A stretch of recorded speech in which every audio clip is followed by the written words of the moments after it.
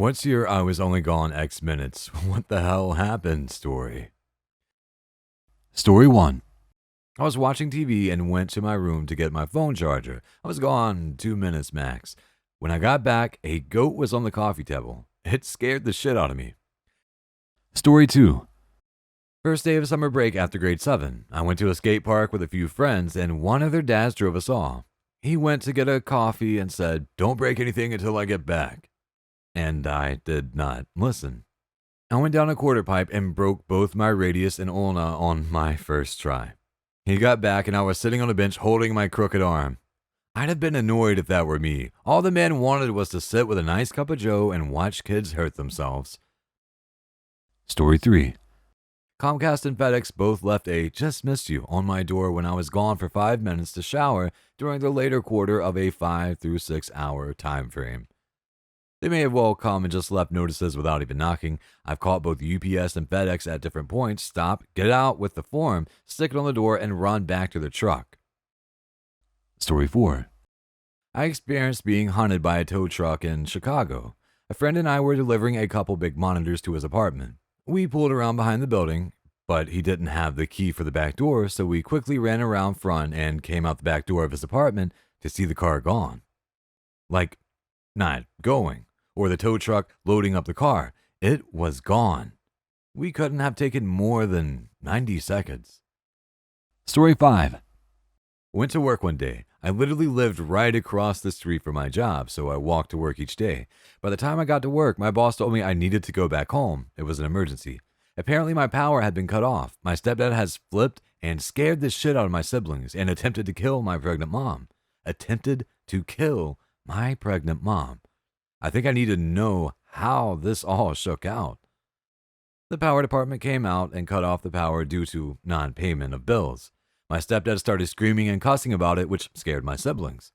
My mom got into an argument with him, telling him to calm down and demanding to know why the power was cut off. He revealed that instead of paying our bills, he'd been blowing all of our money on pot. This led to more arguing.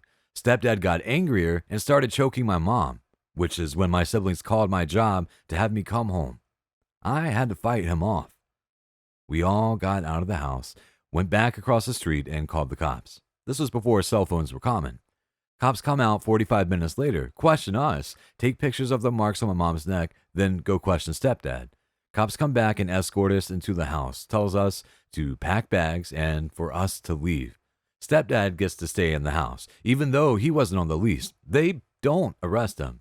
Tell us we can't come back until my mom has a restraining order against him. We leave, stay with my aunt, and it takes 2 weeks to get a restraining order. Only then are we allowed back into the house. And by then he's trashed most of our stuff. Nothing is ever done to him except the cops finally making him leave. Story 6. I grew up in the country. One day in high school, I came home, made myself a snack, and then went back outside to eat my snack on the deck. When I got home, the yard was empty. When I came back out, there was a zebra in the yard. And that's how we found out the new neighbors ran an exotic animal petting zoo and that they weren't very good at it. They lived there for a couple of years and we got really nonchalant about that zebra getting out. My grandma came to visit once and came in all a tizzy about it. I think it was even more shocking when our response was basically, "That damn zebra again." My grandmother lived in the middle of nowhere but had a couple of neighbors. One decided to raise alpacas. You have not lived till you've seen an overweight redneck animal control officer in shorts chase after an angry alpaca with a catch pole. Like, for an hour. Twice. Story 7. I left my 2-year-old twins for 2 minutes. They were happily glued to the TV and I thought it was the perfect opportunity to sneak into the kitchen and finish making my coffee. They continued to be quiet, and I found it strange as they normally would come and follow me when I leave the room. I came back and there was soil scattered all over my carpet. One was feeding the other a plant. Story 8. I was boiling water on an electric stovetop. Seemed safe enough. Left for 30 seconds, came back, entire stove was on fire with 2-foot flames. Someone had let some oily food fall between the burner and the tinfoil we kept underneath. Another 30 seconds and the kitchen would have caught fire. Story 9. I was in middle school. I went to the bathroom because the lesson was boring me out of my mind. I was 12, and stayed there for 10 minutes. While I was returning to class, I saw two cops dragging two of my classmates. They were handcuffed and visibly terrified. Found out some time later that they were arrested for drugs, and the cops came into class and handcuffed them right there. First year in high school, my friend did the same thing. 10 minutes of a bathroom break. When he came back, the teacher was projecting porn from his laptop. There was a lot of screaming. Story 10.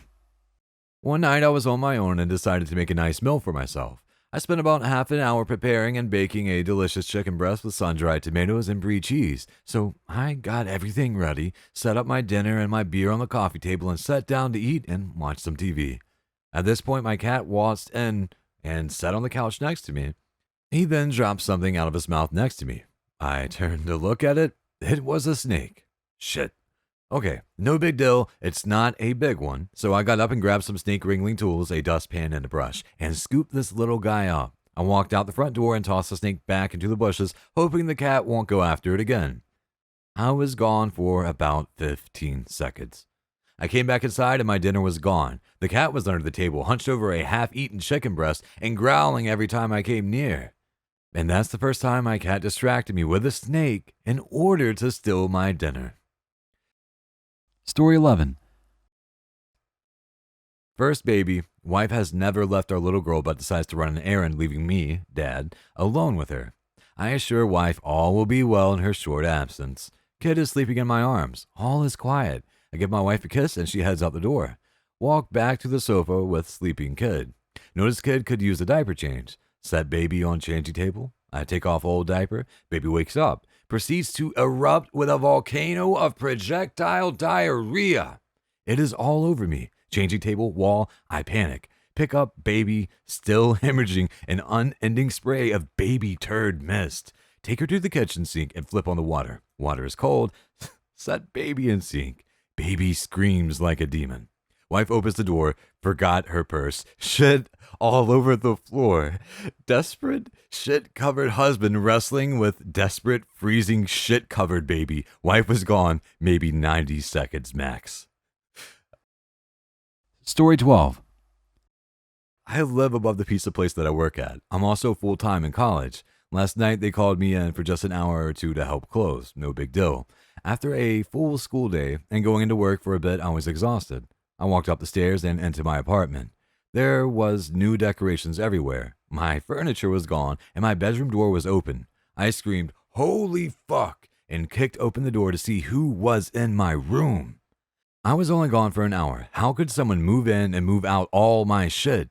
As I made contact with the girl laying in bed watching Netflix, I realized I was on the second floor, not the third floor. The apartment below me has the exact same layout as mine, and this girl happened to have her door unlocked like I usually leave mine. Multiple roommates. I simply said, "Oops, wrong room," and ran back to my room. I'm going to go down today and apologize for scaring that poor girl half to death at 11 p.m. We sincerely appreciate you taking the time to watch our YouTube video. If you find our content helpful and enjoyable, please click the subscribe button to stay updated on any new videos we share in the future. Thank you once again, and we hope to see you in our next upcoming videos.